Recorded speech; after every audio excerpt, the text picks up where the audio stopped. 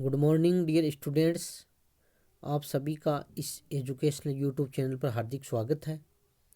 प्रिय विद्यार्थियों, आज हम मौर्य सम्राट चंद्रगुप्त मौर्य की उपलब्धियों के बारे में अध्ययन करेंगे। चंद्रगुप्त मौर्य जो मौर्य साम्राज्य का संस्थापक था, इम्पोर्टेंट है कि मौर्य साम्राज्य का संस्थापक कौन था? चंद्रगुप्त मौर्य था। उनका शासनकाल 322 ईसा पूर्व से 298 ईसा पूर्व तक था। चंद्रगुप्त मौर्य को यूनानी साहित्य में शेंड्रोकोटस कहा गया है। स्ट्रेबो व जस्टिन ने चंद्रगुप्त मौर्य को शेंड्रोकोटस और एरियन व प्लूटोर्क ने एंड्रोकोटस कहा है। प्रसिद्ध विद्वान या इतिहासकार विलियम जोन्स ने ही शेंड्रोकोटस की पहचान चंद्रगुप्त मौर्य से की थी। चंद्रगुप्त मौर्य ने अपने गुरु चाणक्य की सहायता से अंतिम नंद शासक धनानंद को पराजित कर मौर्य वंश की स्थापना की। और मुद्रा राक्षस जो कि नाटक है, मुद्रा राक्षस में चाणक्य की इस योजना का वर्णन भी मिलता है। चंद्रगुप्त की जाति के विषय में अलग अलग ग्रंथों में अलग अलग प्रकार का विवरण मिलता है। ब्राह्मण साहित्य में चंद्रगुप्त मौर्य को शूद्र कहा गया है। जैन एवं बौद्ध साहित्य में क्षत्रिय तथा ग्रीक साहित्य यानी यूनानी साहित्य में उसे निम्न कुल का नहीं बल्कि निम्न परिस्थिति में जन्मा हुआ बताया है। विशाखदत्त के मुद्रा राक्षस में उसे वृषल यानी निम्न कुल का कहा गया है।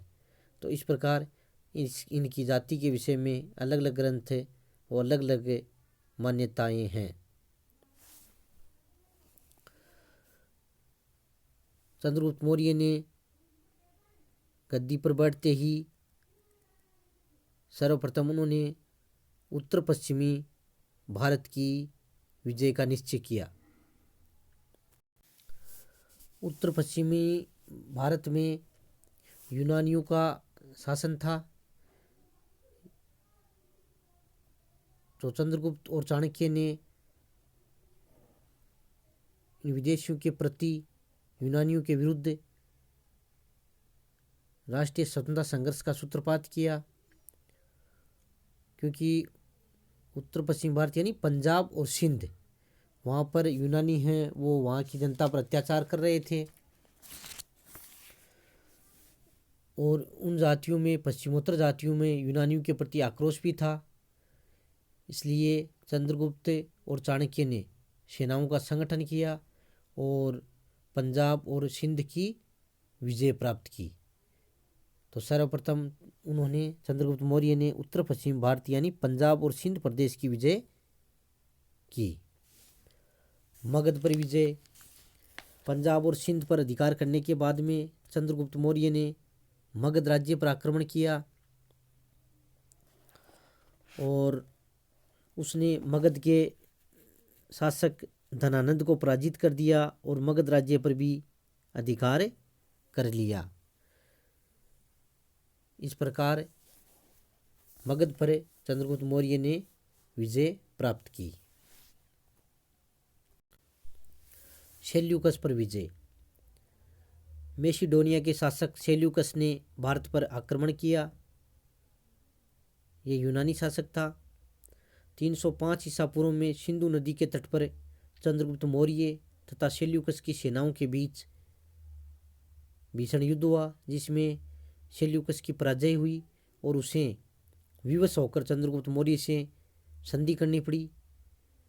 और इस संधि की शर्तें भी तय की गई थी, जिसके अंतर्गत सेल्यूकस ने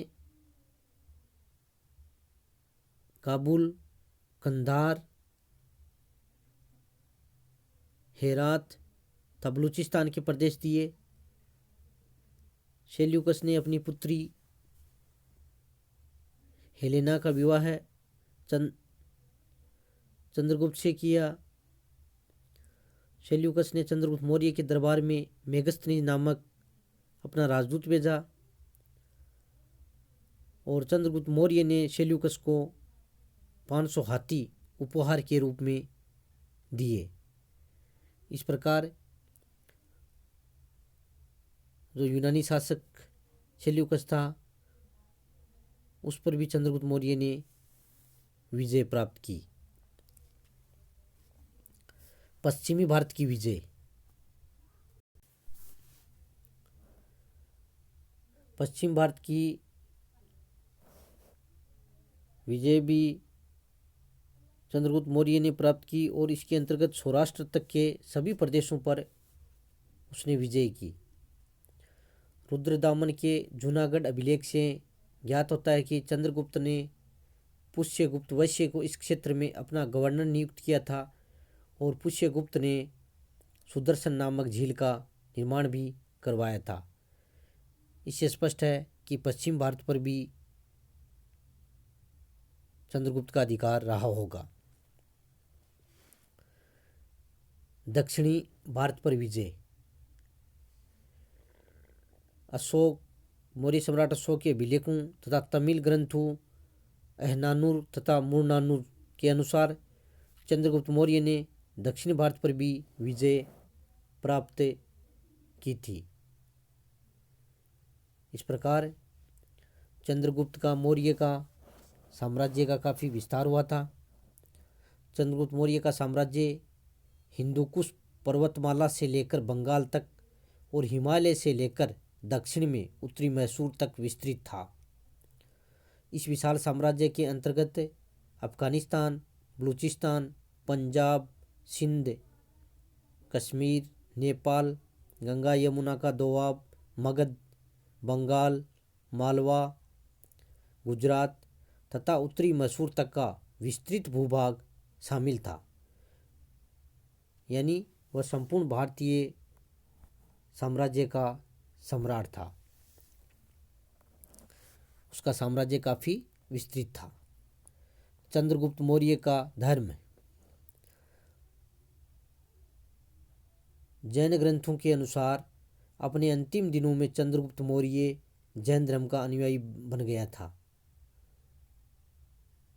ऐसा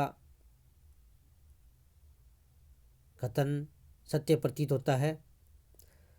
परंतु अपने प्रारंभिक काल में यानी प्रारंभ में वह शायद ब्राह्मण धर्म का अनुयायी था, लेकिन जैन ग्रंथों में जो विवरण मिलता है उनके अनुसार उन्होंने बाद में जैन धर्म ग्रहण कर लिया था और वह जैन धर्म का अनुयायी हो गया था। इस प्रकार आज हमने चंद्रगुप्त मौर्य, सबसे पहले ये आपको 2-3 पॉइंट ध्यान में रखना है कि मौर्य साम्राज्य का संस्थापक कौन था? चंद्रगुप्त मौर्य था। उनका शासनकाल कब था? 322 ईसा पूर्व से 298 ईसा पूर्व। और उन्होंने कौन कौन सी विजय प्राप्त की थी या उनकी उपलब्धियाँ। एग्जाम्स में निबंधात्मक क्वेश्चन पूछा जाता है कि चंद्रगुप्त मौर्य की उपलब्धियों का विवेचन कीजिए। इस प्रकार आपको इस वीडियो को सुनने के बाद में होम असाइनमेंट के लिए जो क्वेश्चन दिए जा रहे हैं उनको भी आपको हल करना है। इसी के साथ बहुत बहुत धन्यवाद।